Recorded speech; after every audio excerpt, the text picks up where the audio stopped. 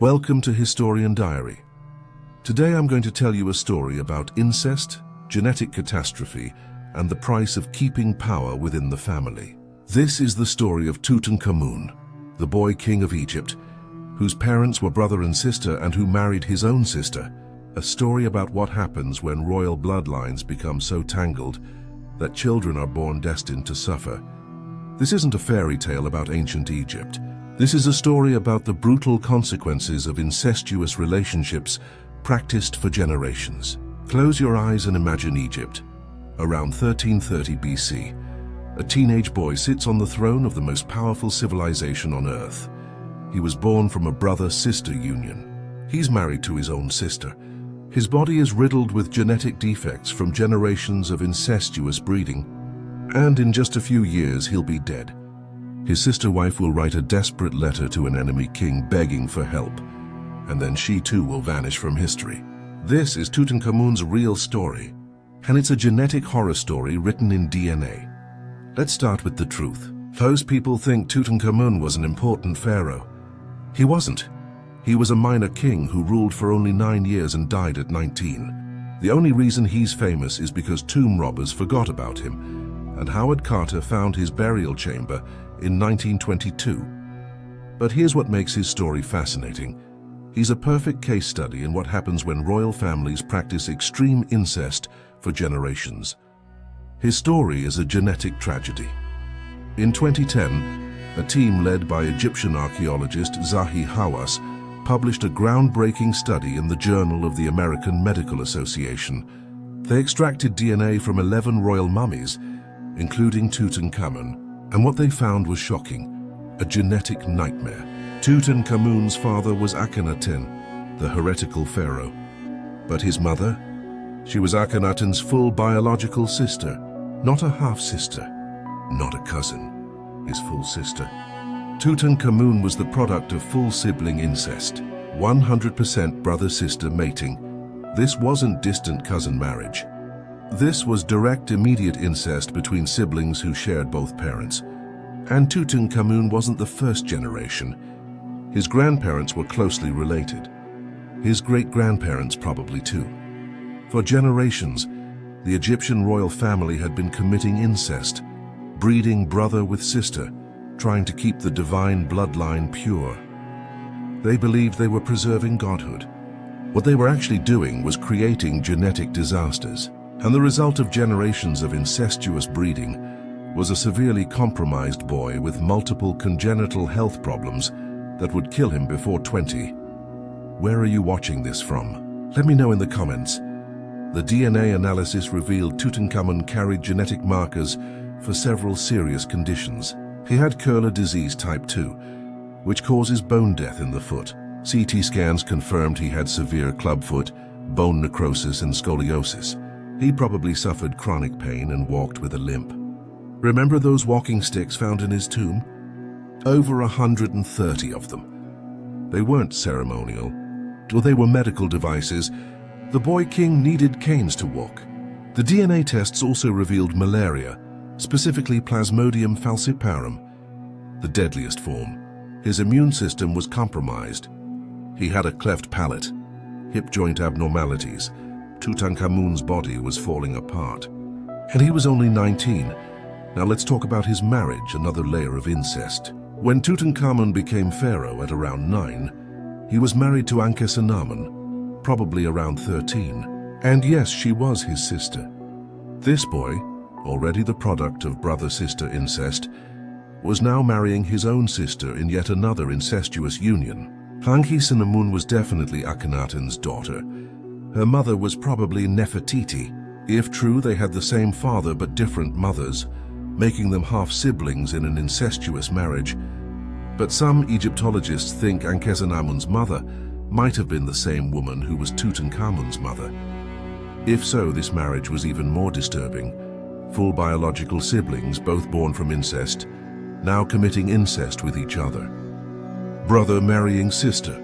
Either way, this was undeniably incest between close blood relatives. This incestuous marriage, like many in the Egyptian royal family, was about politics and religion. The pharaoh was considered a living god. And just like the gods Osiris and Isis were siblings who committed incest by marrying each other in mythology, pharaohs were expected to practice incest to keep the divine bloodline pure. They genuinely believed sibling incest was not just acceptable, but necessary to maintain their godlike status. The Egyptian elite saw sibling marriage as sacred duty, not taboo. But from a genetic standpoint, this systematic practice of incest was catastrophic, slowly destroying the royal bloodline from within. Tutankhamun and Ankhesenamun, this brother and sister trapped in incest, tried to have children. And here's where the genetic consequences become heartbreaking. Archaeologists found 2 mummified fetuses in Tutankhamun's tomb. DNA testing confirmed both were his daughters, products of his incestuous union with his sister. Both were stillborn or died shortly after birth. One fetus was about 5 months gestation. The other was near full term, but had severe congenital abnormalities including spina bifida and scoliosis. These weren't random tragedies. These were direct, predictable results of incestuous breeding. When siblings have children, especially when those siblings are themselves products of incest, the risk of severe genetic defects, stillbirths, and infant mortality skyrockets. The DNA gets too similar. Recessive disorders express themselves and offspring suffer. Tutankhamun and Ankhesenamun's 2 dead daughters are scientific proof of what happens when incest is practiced across multiple generations. They never had a surviving heir. The incestuous bloodline was so genetically damaged, it literally couldn't continue. Their lineage ended with them, killed by the very incest that was supposed to preserve it. Are you still watching? What time is it? Let me know in the comments. How did Tutankhamun die? For decades there were theories of murder, assassination, chariot accidents. The truth is more complicated. He wasn't murdered. He died from factors his weak inbred body couldn't overcome. CT scans and DNA analysis paint a clear picture. Shortly before death, Tutankhamun broke his left femur. Without modern antibiotics, this easily became infected. CT scans show bone infection. He was also suffering from malaria. His immune system, compromised by genetic condition, couldn't fight it. The combination of malaria, bone infection, and underlying health problems killed him. It wasn't dramatic, just a sick boy's body finally giving up. When Tutankhamun died, he left behind a teenage widow with no children and no power. Ankhesenamun was in an impossible position. In ancient Egypt, legitimacy often came through the female line. Whoever married her would have a strong claim to the throne. And Ankhesenamun knew she was in danger. What happened next is documented in Hittite records, and it's one of the most dramatic moments in Egyptian history. Ankhesenamun did something unprecedented. She wrote to Suppiluliuma, king of the Hittites, Egypt's traditional enemies. The letter, preserved in archives at Boazkoi, is desperate. My husband has died and I have no son. They say you have many sons. You might give me one to become my husband. I would not wish to take one of my servants to make him my husband. Think about this. The Queen of Egypt is begging an enemy king for help. She'd rather marry a foreign prince than be forced to marry one of the Egyptian officials trying to control her. I would not wish to take one of my servants, tells us someone was already trying to force her into marriage. We know who. His name was Ai, an elderly advisor, possibly Tutankhamun's grandfather, and he wanted the throne. Suppiluliuma didn't believe it at first. He sent an envoy to verify. Ankhesenamun sent a second letter, more desperate. Why did you say they deceived me? Had I a son, would I have written about my own and my country's shame to a foreign land? He who was my husband has died. A son I have not. Never shall I take a servant of mine and make him my husband. I have written to no other country, only to you. Did you know this tragic story before? Write in the comments. Suppiluliuma was convinced. He chose his son, Prince Zananza, and sent him to Egypt to marry the queen. But Zananza never made it. He was killed at the Egyptian border. We don't know who ordered the assassination, but suspects are obvious. The Egyptian military and advisors who controlled Tutankhamun weren't letting a foreign prince become pharaoh. They killed Zananza and forced Ankhesenamun to marry Ai. Evidence exists in a ring bearing both their names. Sai became pharaoh probably in his 60s. Ankhesenamun was maybe 20. And then Ankhesenamun disappears from history. No records of what happened. Her tomb has never been found. She simply vanishes. Some think I had her killed once he secured the throne. Others think she died naturally. We don't know. But her name was systematically erased from monuments. This was damnatio memoriae, condemnation of memory, a deliberate attempt to erase someone from history. Someone wanted Ankhesenamun forgotten. I ruled 4 years before dying. He was succeeded by Horemheb, a military general with no royal blood. Horemheb erased the entire Amarna period from history. Tutankhamun's father Akhenaten had tried to impose monotheism, considered heresy. Tutankhamun changed his name from Tutankhaten to Tutankhamun, honoring the traditional god Amun. But it wasn't enough. Horemheb wanted to pretend the whole Amarna period never happened. This is why Tutankhamun's tomb survived. Everyone forgot about him. His tomb was buried when later workers dumped rubble over its entrance. For 3,000 years it lay hidden, until November 4th, 1922, when Howard Carter's team discovered a step. On November 26th, he made a small hole in the sealed doorway and held up a candle. Lord Carnarvon asked, "Can you see anything?" Carter's response became famous. Yes, wonderful things. What Carter found was astonishing. Over 5,000 objects. 3 nested coffins, the innermost solid gold weighing 243 pounds. A gold death mask that's become one of the world's most recognizable objects. Chariots, weapons, furniture, everything a pharaoh would need in the afterlife.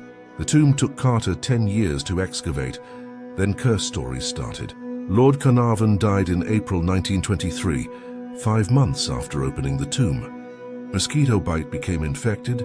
He died of blood poisoning. Media went wild with curse stories. Several other people connected to the expedition died. But most who entered the tomb lived normal, long lives. Howard Carter died in 1939 at 64, 17 years after opening the tomb. If there was a curse, it was very selective. The curse was media invention. There's no evidence of toxins or bacteria causing these deaths, just coincidences making good headlines. What Tutankhamun's tomb really showed was incredible wealth and artistic achievement, but more, it gave us a window into a real person's life. Modern science let us learn things ancient Egyptians never knew. We reconstructed his face using CT scans. We know he was about 5'6". We know he had buck teeth and pronounced overbite. We know he walked with a limp and was in chronic pain, but here's what's most poignant. He was born into impossible circumstances. His genetic deck was stacked against him from birth. He became pharaoh as a child, controlled by adults using him politically. He tried to have children and watched both daughters die. His body was failing. And when he died at 19, his wife tried desperately to escape, only to be trapped and then erased from history. There's nothing glorious here, just sadness. Tutankhamun teaches us critical lessons about the catastrophic dangers of incest. Royal families throughout history practiced close marriage, but few practiced incest as systematically as Egyptian pharaohs. Brother-sister marriages, father-daughter unions, these weren't rare aberrations but deliberate policy. The Habsburgs became famous for genetic problems from cousin marriage, but even they rarely practiced direct sibling incest like the Egyptians. Tutankhamun's family shows the ultimate endgame of systematic incest. By the time we get to Tutankhamun, genetic damage was so catastrophic the lineage couldn't continue.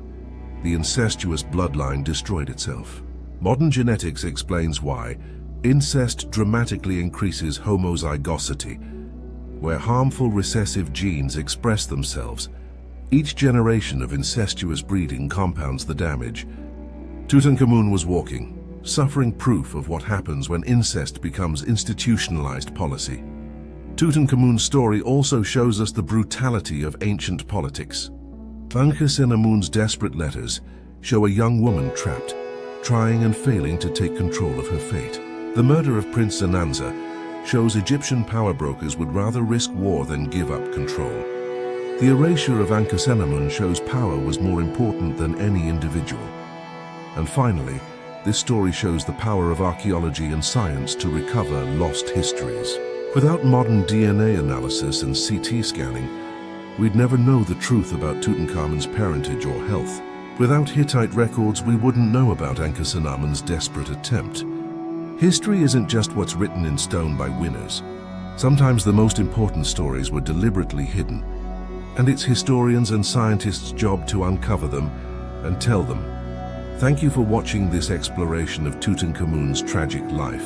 If you found this deep dive into ancient Egyptian incest and genetics fascinating, please like this video and subscribe to Historian Diary. We use modern science and historical evidence to uncover the truth behind famous figures and ask what their stories teach us about power, genetics, and human nature. What other ancient mysteries would you like me to investigate? Let me know in the comments. And one final question. Do you think the Egyptian royal family knew they were causing genetic problems with incest? Or did they genuinely believe they were preserving divine blood? Think about it and share your thoughts. Until next time, keep exploring history with me.